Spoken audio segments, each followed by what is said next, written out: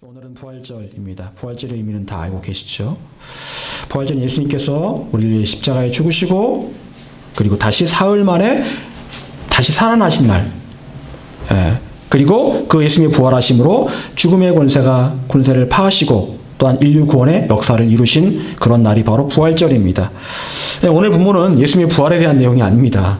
아시다시피 부활에 대한 내용이 아니고 사마리아 우물가에서 한 여인이 예수님을 만났다라는 그런 내용입니다. 부활에 대한 본문 말씀을 준비하려고 하다가 이 말씀을 하는 게 좋겠다 싶어서 이 말씀을 준비를 했습니다. 오늘 말씀 예수님께서 갈릴리로 올라가시다가 사마리아 우물가에서 한 여인을 만나신 사건입니다. 당시 유대인들은 사마리아 사람들을 아주 경멸했습니다. 분명히 사마리아는 북이스라엘의 수도였습니다. 같은 민족이었던 이스라엘 사람들이 살고 있었는데 왜 남쪽 유대인들은 사마리아 사람들을 경멸했을까요? 예전에도 말씀드린 적이 있지만 그것은 곧 사마리아로 대표되는 그 북이스라엘 사람들에 대한 관련된 역사 때문입니다. 우리나라도 남쪽과 북쪽이 갈려져 있죠. 당시 이스라엘도 남쪽과 북쪽이 갈려져 있었습니다. 자, 그런데 남북이 갈려져서 남쪽과 북쪽이 서로 각각 다른 나라에 의해서 멸망을 당합니다. 자, 북쪽에 있는 나라는 아시리아의 멸망을 당하고요.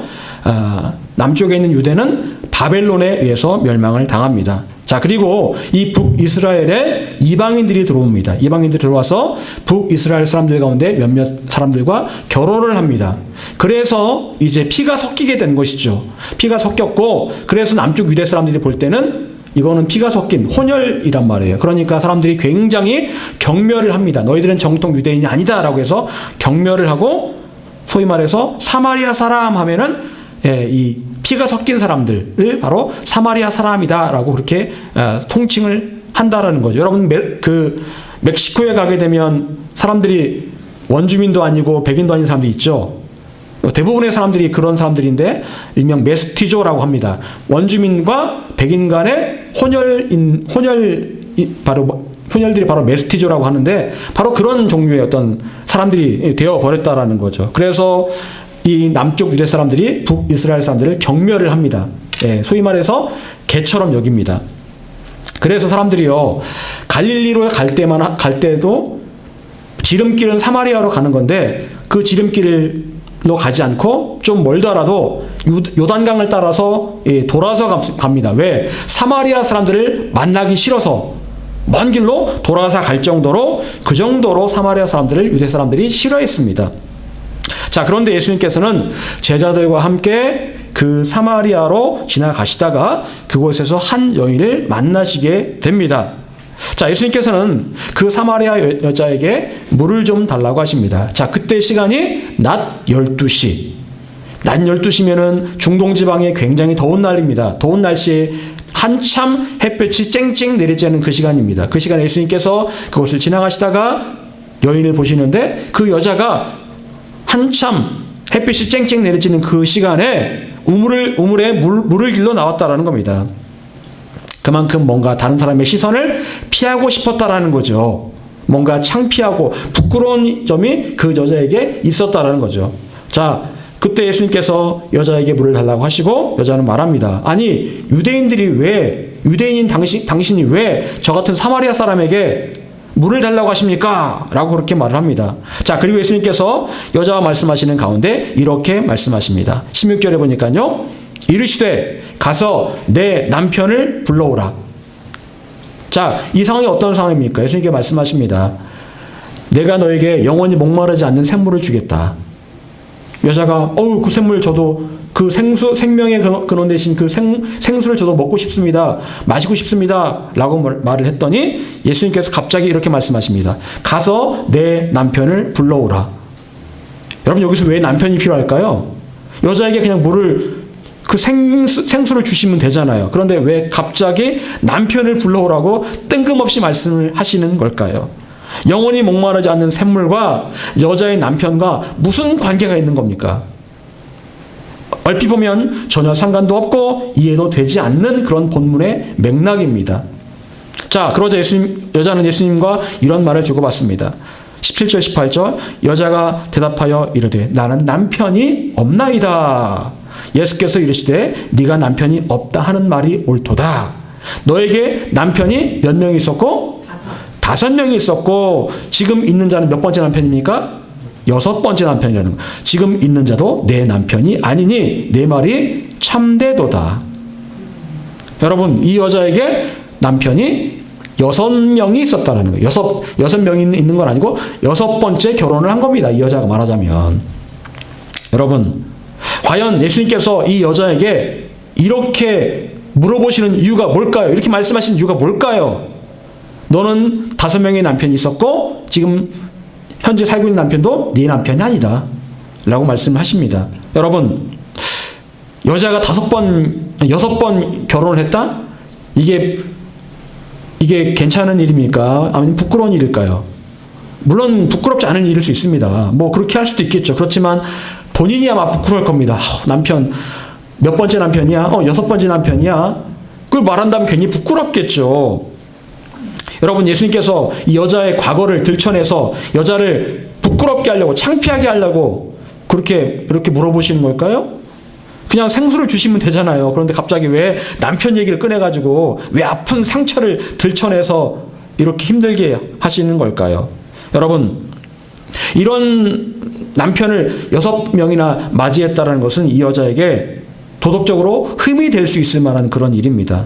그리고 여자 자신이 생각해도 부끄러울 만한 일이에요. 그러니까 여자가 남들은 나오지 않는, 너무 뜨거워서 나오지 않는 그 낮 12시 정오에 물을 길러 나온 거예요.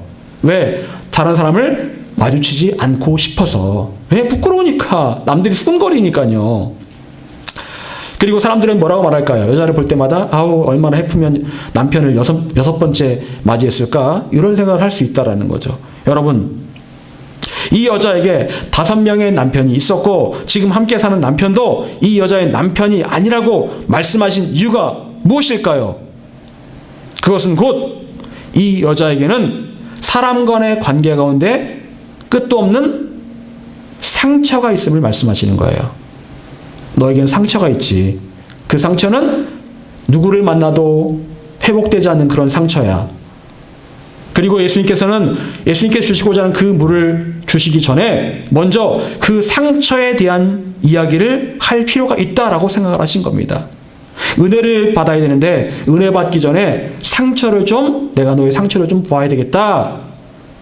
그렇게 말씀을 하시는 거예요. 여러분, 이 여자는 5명의 남편을 두었었고 지금의 남편과도 살고 있지만 왜 이렇게까지 남편을 계속해서 바꿔가며 살았을까요?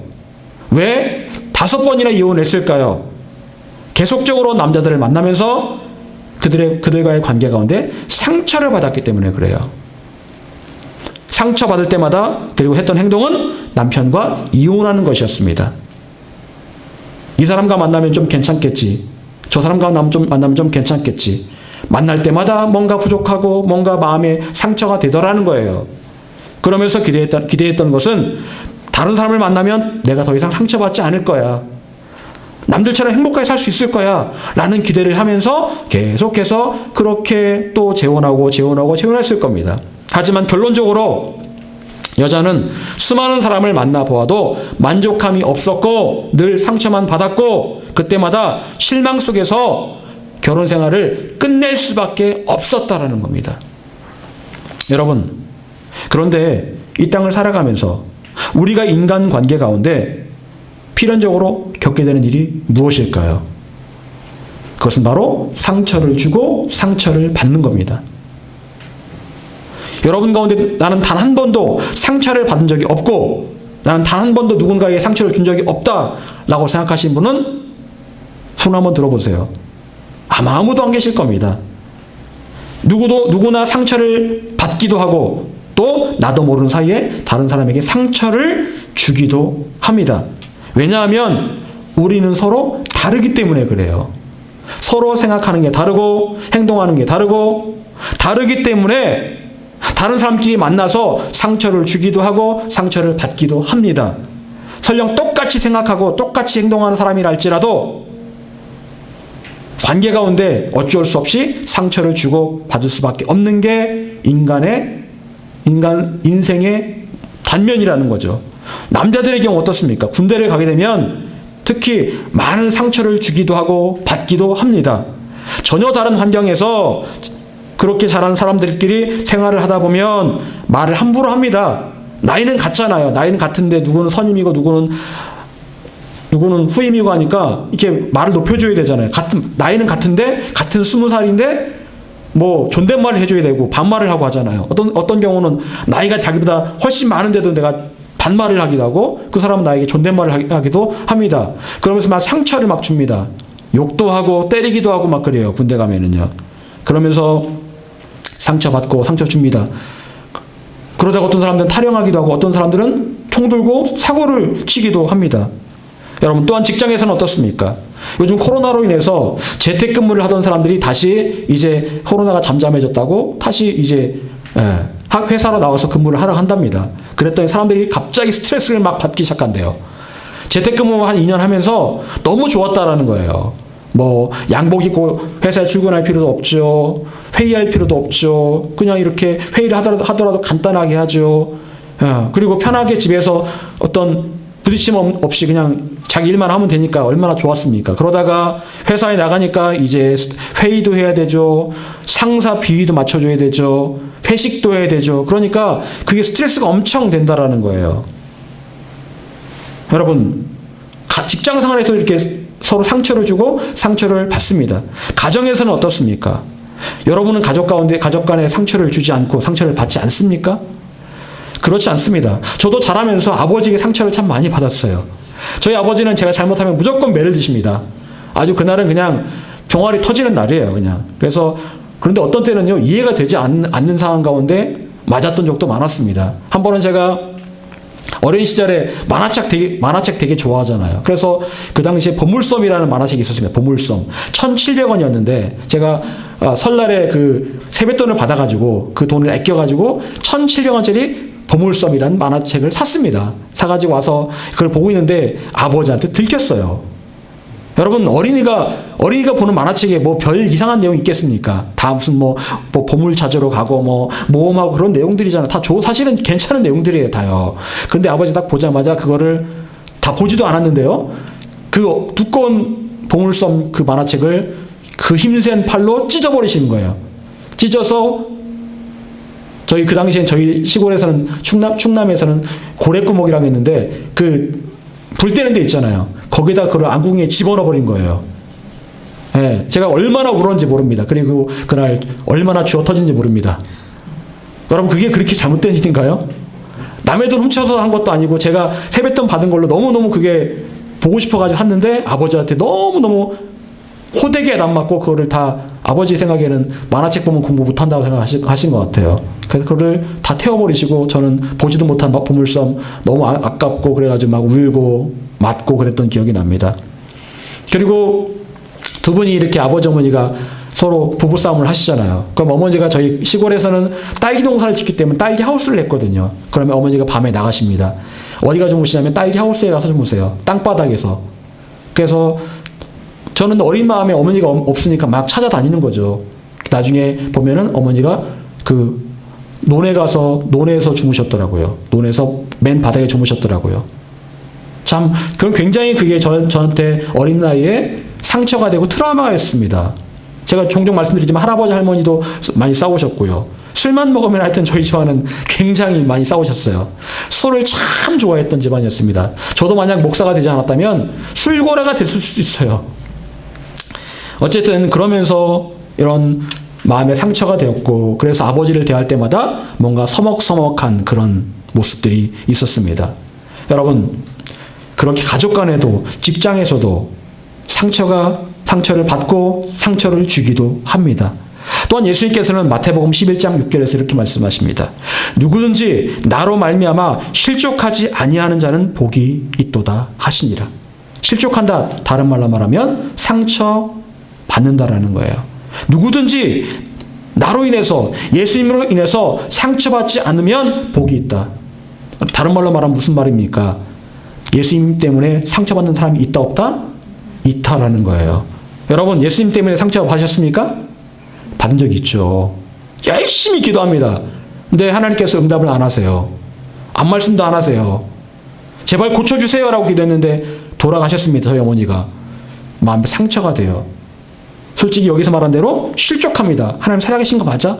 내가 이렇게 열심히 기도했는데 왜 하나님께서 우리 어머니를 이렇게 빨리 데려가셨지? 하나님께 실망하고, 그리고 하나님의 살아계심에 대해서 또 마음에 고민도 하게 됩니다. 그런데 예수님 말씀하십니다. 상처받지 말아라. 나 때문에 상처받지 말아라. 그럴 수 있는데 나 때문에 상처받지 말아라. 내가 너희들이 원한 대로 그렇게 또 그대로 응답하지 않을 수도 있다. 하지만 상처받지 않아야 너에게 복이 있다라고 말씀하십니다. 지난주에 한 다큐를 보는데요. 캄보디아에 사역하다가 38이란 젊은 나이에 그곳에서 순교한 한 선교사님의 이야기가 나오더라고요. 그분이 캄보디아를 너무너무 사랑했고, 그래서 캄보디아를 늘 품고 있다가 이제 신학교를 마치자마자 캄보디아로 선교사로 나간 겁니다. 그런데 나가자마자 곧 죽을 병에 들었고, 그리고 얼마 뒤에 바로 그곳에서 순교를 하신 거예요. 그러니까 선교사님을 아는 모든 사람들이 그렇게 말을 합니다. 하나님께서 왜 그 선교사님을 데려가셨을까?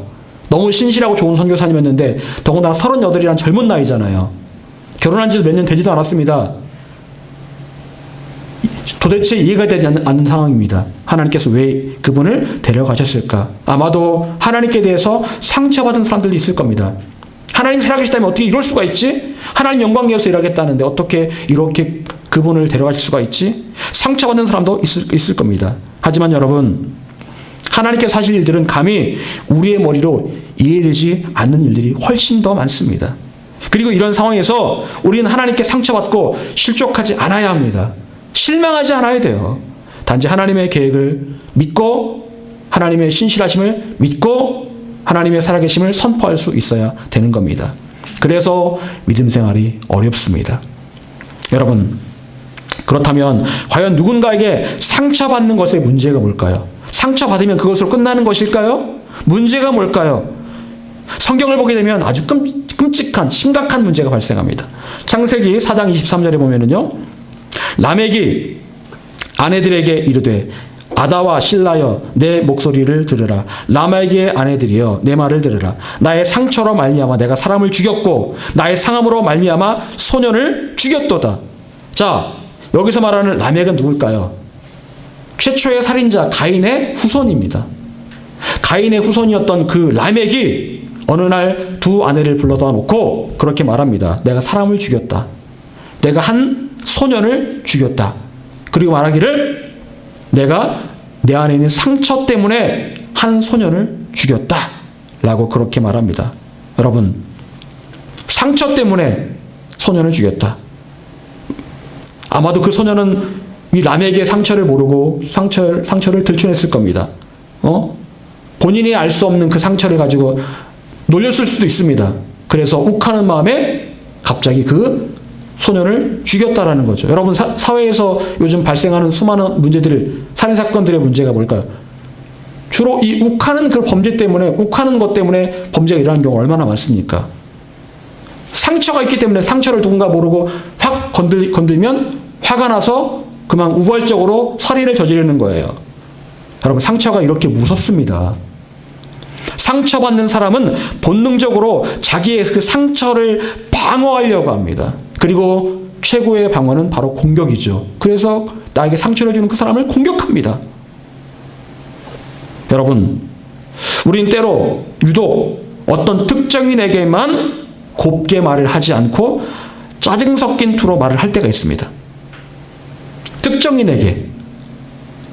예전에 지금 기억을 해보면은요, 돌아가신 저희 할머니에게 며느리들이 있잖아요. 작은 어머니, 저희 어머니, 며느리들이요, 할머니한테 얘기할 때면 항상 짜증 섞인 투로 말을 했던 기억이 나요. 저희 할머니가 별다른 말씀 안 하셨거든요. 근데 며느리들이요, 항상 짜증 섞인 투로 할머니에게 대답을 하더라고요. 왜 그런가 싶었어요. 저희들은 안 그랬는데 이해가 되지 않았어요. 근데 나중에 보니까요, 저희 작은 아버지들이 다 제가 말씀드렸듯이 술을 잘 먹는 집안이라고 했잖아요. 그러다 보니까 저희 작은 아버지들이 항상 이렇게 술 먹고 작은 어머니들을 이제 소위 말해서 부부싸움하고 괴롭힌 거예요. 그러면 저도 제 기억에 한 새벽 2시, 3시에 부부싸움 한 다음에 작은 어머니가 저희 할머니한테 전화를 합니다. 어머니, 왜 이런 아들을 낳아서 왜 저한테 왜 제가 이런 집에 시집 오게 하셨어요? 그런 기억이 나거든요. 어머니 저 죽고 싶어요. 왜 이런 아들을 하고 결혼시키셨어요? 그러니까 그 며느리들이 시어머니에 대한 어떤 그런 상처가 있었던 거예요. 시어머니가 어떤 상처를 줬기 때문에 그런 게 아니고 아들들 때문에 상처를 받은 거예요. 그래서 시어머니에게 말할 때는 항상 짜증 섞인 투로 불만 섞인 말을 하더라는 거예요. 그렇게 하지 말아야지 라고 말을 하다가도 어느샌가 그 사람에게 받은 상처가 있기 때문에 말을 할 때 곱게 안 나옵니다.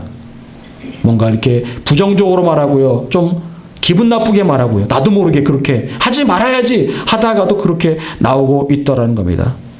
여러분, 결국 상처는요, 인간관계를 깨뜨리고 예수님 말씀하신 것처럼 하나님께서 예비하신 복을 받지 못하게 만드는 불행한 결과를 가져오게 된다는 거예요. 여러분, 예수님께서 영원히 목마르지 않는 그 물에 대한 말씀을 사마리아 여인에게 하셨습니다. 사마리아 여인은 그 물을 마시기를 원했어요. 영원히 목마르지 않는 그 물, 생명의 물. 그런데 그 과정에서 갑자기 여인의 과거에 대한 이야기를 예수님께서 끄집어내십니다. 이유가 뭘까요? 그것은 곧 예수님께서 주시고자 하는 영원히 목마르지 않는 그 물을 얻기 위해서는, 하나님께서 예비하신 그 풍성함을 얻기 위해서는 반드시 해결해야 될 문제가 있는데, 그것은 바로 상처의 문제이기 때문에 그랬습니다. 상처를 치유하지 않고는 하나님께로부터 오는 그 풍성함을 누릴 수가 없다. 이거를 아셨기 때문에 그 문제를 끄집어내신 거예요. 여러분, 상처가 해결되지 않으면, 상처의 문제를 치유하지 못하면 풍성한 은혜를 우리가 누릴 수가 없습니다. 여러분, 우리가 알아야 될 사실이 있습니다. 그것은 바로 내가 받은 상처는 과거의 일입니다. 과거의 일이지만 그 과거의 상처가 나의 현재, 나의 미래를 지배하고자 한다는 거예요. 옛날에 받은 그 상처가 나의 현재를, 나의 미래를 지배하고자 한다는 거예요. 늘 하는 말이 그겁니다. 내가 이런 상처 받았는데 거기에 늘 매어서 현재의 풍성함을 누리지 못하고 미래의 그 풍성함도 누릴 수 없게 된다는 거예요. 예전에 우리 교회를 출석했던 한 자매, 여러분 아마 아시는 분들은 아실 겁니다. 그 자매가 늘 말하는 게 늘 과거의 상처였어요. 옛날에 부모님이 나에게 상처를 줬다. 오빠한테 맞았다. 오빠한테 맞을 때 부모님은 옆에 없었다. 항상 그런 상처를 말하는 거예요. 그런데 그 상처를 늘 얘기하면서 상처 때문에 늘 현재가 불행하고 앞으로의 미래도 암울하다라고 말을 합니다. 그리고 늘 그 친구가 했던 말이, 다른 아이들은 이렇게 행복한데 왜 난 이렇게 불행해? 근데 그렇게 말하는 말의 저변에는 옛날에 받은 그 상처의 문제가 늘 있더라고요. 늘 옛날에 그 상처받은 것 때문에 내가 지금도 불행하고 앞으로도 불행할 것이다 라는 단정을 짓고 있더라고요. 여러분, 그때 제가 확실히 느꼈던 게 뭔지 아십니까? 그때 그 친구를 위해 기도하면 마귀가 그런 말을 합니다. 그 친구 안에 있던 마귀가 그런 말을 해요. 내가 너의 오빠와 엄마 아빠를 용서하지 않았을 때, 그때 내가 너한테 들어갔다? 이렇게 얘기를 하더라고, 마귀가요. 네가 용서하지 않아서 내가 너에게 들어갔다? 그때 이후로 내가 네 안에 살고 있는 거야? 이렇게 얘기를 하는 거예요. 마귀가요, 상처를 통해서 그 사람을 지배를 하려고 하더라고요. 지배를 하고 있었고, 실제로 아무것도 못하게 그렇게 만들어버리더라고요. 하나님께서 그 친구를 향한 놀라운 계획이 있었지만 늘 그 상처 때문에 마귀에게 사로잡혀 있었습니다. 여러분, 우리는 상처를 받을 수 있습니다. 또한 우리는 누군가에게 의도치 않게 상처를 줄 수도 있습니다. 원래 그런 마음이 없었는데 의도치 않게 상처를 줄 수 있어요. 어쩌면 저에게 상처를 받으신 분들이 여기 계실 수도 있습니다. 목사님 왜 저런 설교를 하셔? 왜 나한테 이런 말을 하시지? 그런 생각을 할 수 있어요. 제가 누군가에 상처를 주려고 했던 게 아니고 그냥 어찌하다 보니까 그렇게 본인이 상처를 받은 거죠. 여러분, 이런 일들은요, 누구나에게 일어날 수 있는 일들입니다. 상처를 아예 안 받고 아예 안 주고 살려면 어디에 가면 될까요? 천국에 가면 돼요. 천국에요. 천국 가면 상처 안 주고 상처 안 받을 수 있습니다. 하지만 이 땅을 살아갈 때는 반드시 상처를 받기도 하고 상처를 주기도 합니다. 그런데 마귀는 우리가 받은 상처를 교묘하게 이용하려고 합니다. 자꾸만 그 상처에 얽매이게 하고 상처받은 것 때문에 관계를 깨뜨리기 원하고 상처로 인해서 하나님께서 주시고자 하는 풍성한 것들을 받지 못하게 하려고 합니다. 그게 마귀의 전략이에요. 마귀는 라멕이라는 사람에게 있는 그 상처를 통해서 결국 라멕이 한 소년을 죽이도록 그렇게 부추겼다라는 거예요. 여러분, 마귀는 나에게 상처를 준 그 사람에 대해서 늘 부정적인 묵상을 하게 합니다. 그 인간 내가 못 참어. 내가 복수할 거야. 절대로 용서하지 않을 거야. 늘 부정적인 묵상을 하게 만들어요. 그리고 그 사람과 대화할 때는 항상 온갖 짜증이 나게 합니다. 그러면서 내가 이렇게 반응한 것이 지극히 당연하다. 왜? 난 상처받았으니까. 상처받았으니까 내가 짜증내고 분노하는 거 당연한 거야. 라고 그렇게 속삭입니다. 하지만 여러분, 로마서 13장 14절은 이렇게 말씀하고 있습니다. 오직 주 예수 그리스도로 옷 입고, 오직 주 예수 그리스도로 옷을 입으라라고 말씀하세요. 여러분, 우리가 믿는 크리스찬이 되었다는 것은 무엇입니까? 내가 상처 많은 그런 인생을 살았습니다. 그런데 그 상처 많은 그 인생, 상처 많은 그 몸에 그리스도라는 옷을 내가 입는 거예요. 상처가 가려지겠죠. 상처가 보이지 않을 겁니다. 상처를 드러내고 살지 말라는 거예요. 그리스도 예수로 옷을 입으라는 말씀입니다. 곧 우리는 원래 상처받아서 온갖 상처가 가득하고 아픔이 가득하고 더러운 것들이 가득하지만 예수님 만나서 그리스도인이라는 그 옷을 네가 입으면 너는 새로운 피조물이 된다라고 말씀하십니다. 여러분, 옷은요, 그 사람의 더러움과 상처를 가려줍니다. 상처를 없애주지는 못해요. 하지만 가려줍니다.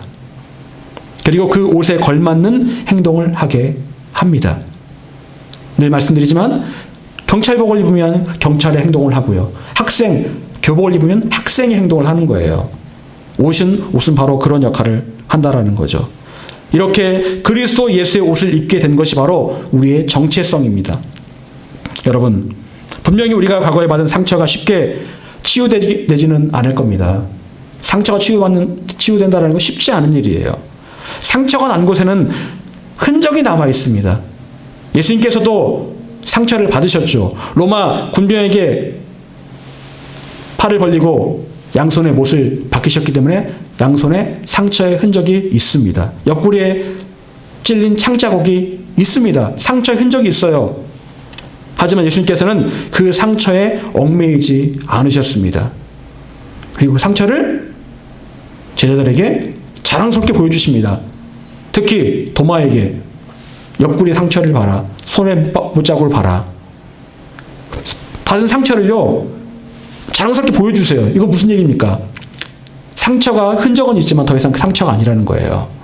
이거는 누구나에게 내가 이 상처를 드러내도 내가 아무 문제가 없다라고 생각되시기 때문에 상처를 보여주시는 거예요. 여러분, 그 정도까지는 돼야 됩니다. 누가 물어보면 나 이런 상처 있는데 그거 괜찮아. 다 치유됐어 라고 보여줄 정도까지는 돼야 되는 거예요. 근데 누가 상처를 건드리면 엄마 뜨거워 하면서 반응한다면 아직 상처가 치유가 안 된 거죠. 예수님처럼 그렇게 돼야 되는 거예요. 왜요? 어떻게 그러실 수 있었을까요? 예수님께서는요, 사랑의 옷을 입으셨기 때문에 그래요. 사랑의 옷을 입으셨기 때문에 그 받으신 상처가 더 이상 상처가 아니에요. 흔적은 있되 더 이상 아픔을 주는 상처가 아니었기 때문에 보여주신 겁니다. 사랑의 옷을 입으셨기 때문에요.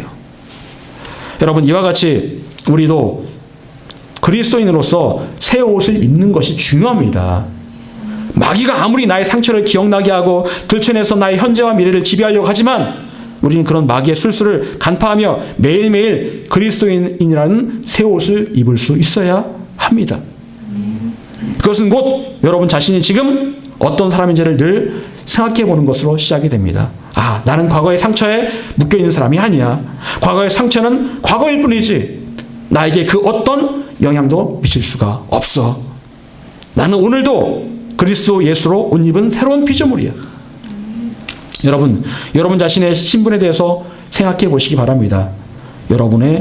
그리고 입술로 여러분의 새로운 신분, 새로운 피조물임을 선포하시기를 바랍니다. 그러면 마귀는 여러분의 상처로 여러분을 지배할 수 없을 것입니다. 또한 우리는 나의 상처를 계속해서 하나님께 드려야 합니다.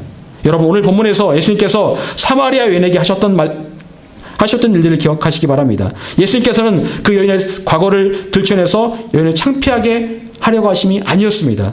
예수님께서 여인의 과거를 들춰내신 이유가 무엇입니까? 상처를 보고 치유하시기 위함이었어요.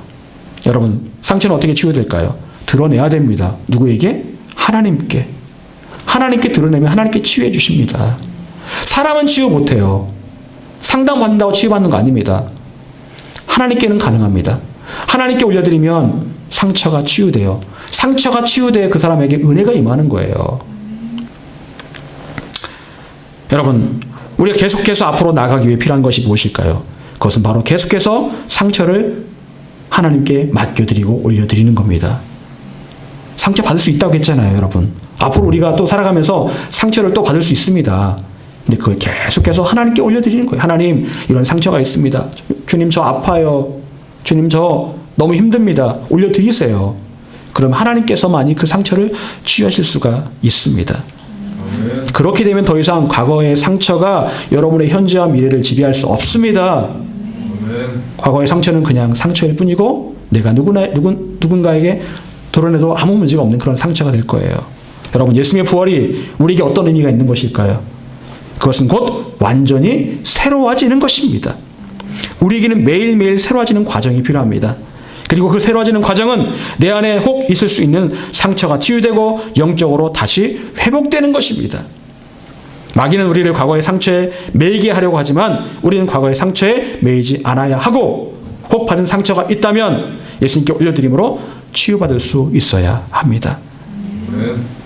사랑하는 여러분, 바라기는 예수님의 부활을 묵상하시면서 여러분의 모든 상처의 문제가 치유받고 해결되시기를 간절히 축원합니다.